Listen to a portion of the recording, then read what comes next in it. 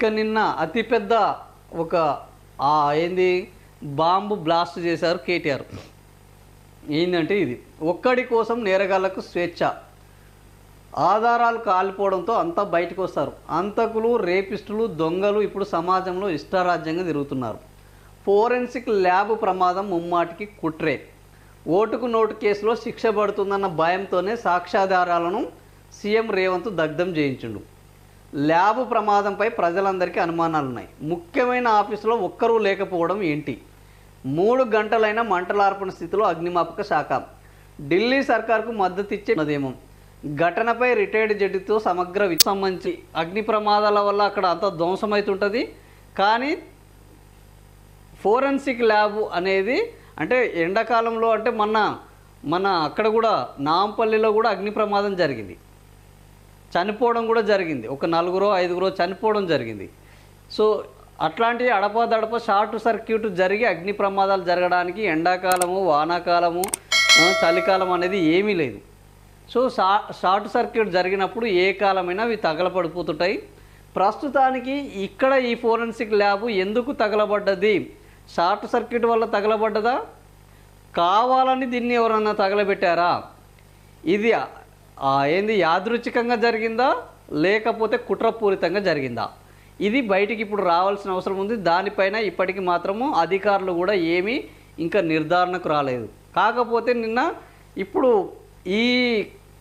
ఈ కుట్ర, ఇందులో పెద్ద కుట్ర ఉన్నది. దీనికి కారణము, ఇది తగలపడిపోవడానికి కారణము రేవంత్ రెడ్డి ఓటుకు నోటు యొక్క 2015లో జరిగిన ఓటుకు నోటు ఆధారాలన్నీ ఫోరెన్సిక్ ల్యాబ్లో ఉన్నాయి.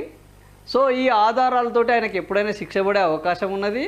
ఈ కేసు ఇంకా రోజు రోజుకు బలంగా మారుతున్నది. సో ఈ ఆధారాలను తగలబెడితే తాను అందులో నుంచి బయటికి రావచ్చు అని రేవంత్ రెడ్డి ముఖ్యమంత్రిగా ఉన్నాడు కాబట్టి అధికారాన్ని అడ్డుపెట్టుకొని ఫోరెన్సిక్ ల్యాబ్ని తగలబెట్టాడు అనేది కేటీఆర్ యొక్క ఆరోపణ. దానికి కొన్ని ఆయన బలమైన ఆధారాలు చూపుతున్నారు. ఏంది? ఫోరెన్సిక్ ల్యాబ్ అనేది అత్యంత కీలకమైనది. దేశంలోని అనేక నేరస్తులు అక్కడికి వస్తుంటాయి.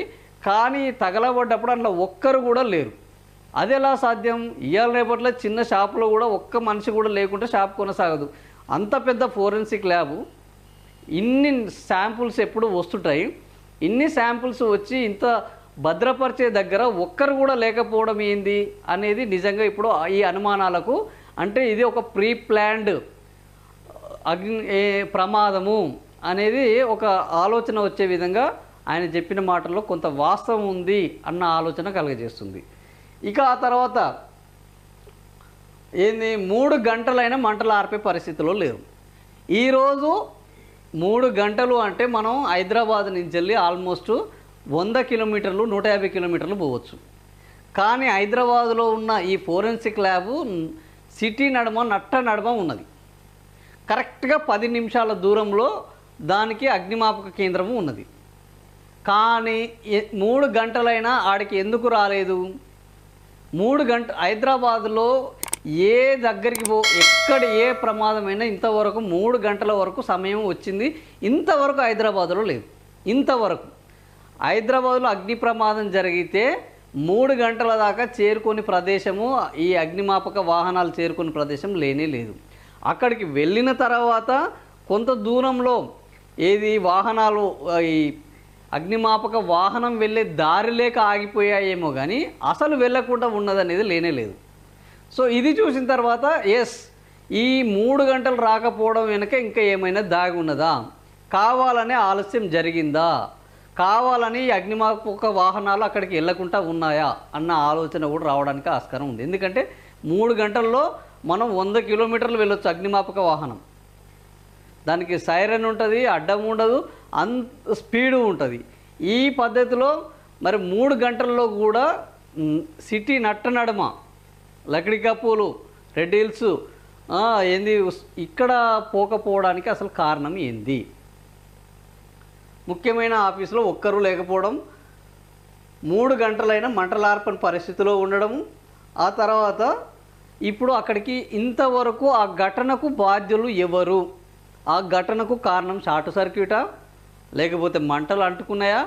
మంటలు అంటుకుంటున్నప్పుడు ఎవరు ఎందుకు లేరు అనే దాని మీద ఇప్పటివరకు బయటికి రాలేదు. దీని మీద అనేక అనుమానాలను వ్యక్తం చేస్తూ కేవలం ఇది రేవంత్ రెడ్డి తన సాక్ష్యాధారాలను దేనికి ఓటుకు నోటు సాక్ష్యాధారాలను కొల్లగొట్టేందుకు చేసిన కుట్రగా కేటీఆర్ ఆరోపిస్తున్నాడు. ఆరోపించడమే కాదు, మీకు దమ్ము ఉంటే రిటైర్డ్ జడ్జి తోటి దీని మీద విచారణ చేయించాలంటున్నాడు. మరి ఇప్పుడు రిటైర్డ్ జడ్జి తోటి ఏది కమిషన్ల మీద కాళేశ్వరం మీద చేయించిన ముఖ్యమంత్రి రేవంత్ రెడ్డి, అదేవిధంగా జిల్లాల ఏర్పాటు మీద కూడా నేను రిటైర్డ్ జడ్జి తోటి ఒక కమిటీ వేసి మళ్ళీ దీన్ని శాస్త్రీయబద్ధంగా చేస్తానన్న రేవంత్ రెడ్డి ఈ అంశం మీద రేపు చేస్తాడా లేదా అనే దాన్ని బట్టి ఇది నిజంగా యాదృచ్ఛికంగా జరిగిందా లేదా కావాలని జరిగిందా. ఆయన ఒప్పుకున్నారు అంటే యాదృచ్ఛికంగా జరిగినట్టు, ఒప్పుకోలేదు అని అంటే ఇందులో కావాలని ఏదో కుట్ర ఉన్నట్టు అని భావన వచ్చే అవకాశం ఉన్నది. మరి దీనికి ముఖ్యమంత్రి రేవంత్ రెడ్డి ఏ విధంగా స్పందిస్తాడో తెలియదు. అంతేకాకుండా పరిశీలనకు ఎమ్మెల్యేల కూడా అక్కడికి వెళ్ళడానికి అనుమతి ఇవ్వాలని ఎవరు కేటీఆర్ అడుగుతున్నాడు. ఎందుకంటే ఎమ్మెల్యేలు కూడా చాలా చోట్ల నిజ నిర్ధారణ చేస్తుంటారు, వాళ్ళ కమిటీలు ఉంటాయి. ఆ కమిటీలు వెళ్ళి ఇందులో రాజకీయం ఉన్నదా, అధికారుల నిర్లక్ష్యం ఉన్నదా, జరిగిన నష్టం ఏ స్థాయిలో ఉన్నది, దీనికి భవిష్యత్తులో జరగకుండా ఉండాలంటే ఎలాంటి చట్టాలు తీసుకురావాల్సి ఉంటుంది. అంటే ఎమ్మెల్యేలు వెళ్ళడానికి కారణం ఏంటంటే రేపు భవిష్యత్తులో ఇట్లాంటివి జరగకుండా ఉండడానికి చట్టాలు ఏ రకంగా తీసుకురావాలి, ఎలాంటి నివారణ చర్యలు చేపట్టాలి అని వీళ్ళు అసెంబ్లీ వేదికగా చర్చించి ఆ పద్ధతిలో కొత్త చట్టాలను తీసుకొస్తారు.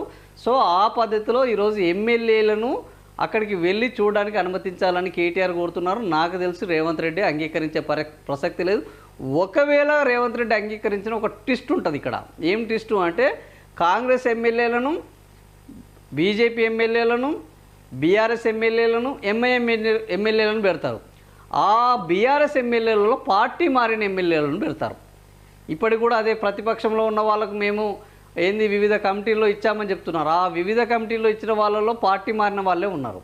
సో రేపు ఎమ్మెల్యేలకు ఇవ్వాలి అని అంటే ప్రధాన ప్రతిపక్ష నేతను కాకుండా బీఆర్ఎస్ ఎమ్మెల్యేలను తీసుకెళ్లే అవకాశం ఉంటుంది. వాళ్ళు పార్టీ మారిన బీఆర్ఎస్ ఎమ్మెల్యేలు, ఎంఐఎం ఎలాగో వాళ్ళ మిత్రపక్షము. ఇక కాంగ్రెస్ పార్టీ నుంచి వచ్చిన వాళ్ళు కాంగ్రెస్ పార్టీని ఇస్తారు, బీజేపీ పార్టీ నుంచి వచ్చిన వాళ్ళు ఒకరో ఇద్దరు ఉంటారు. వాళ్ళ అభిప్రాయాన్ని చెప్పిన మెజారిటీ ఎమ్మెల్యేలు ఏదైతే ఒప్పుకుంటారో అదే నివేదిక తయారవుతుంది. అలాంటి ట్విస్ట్ రేవంత్ రెడ్డి పెట్టే అవకాశం ఉంటుంది. అప్పుడు వీళ్ళు కుర్తిలో పడ్డ ఎలక లెక్క తయారు కావాల్సిన పరిస్థితి ఉంటుంది.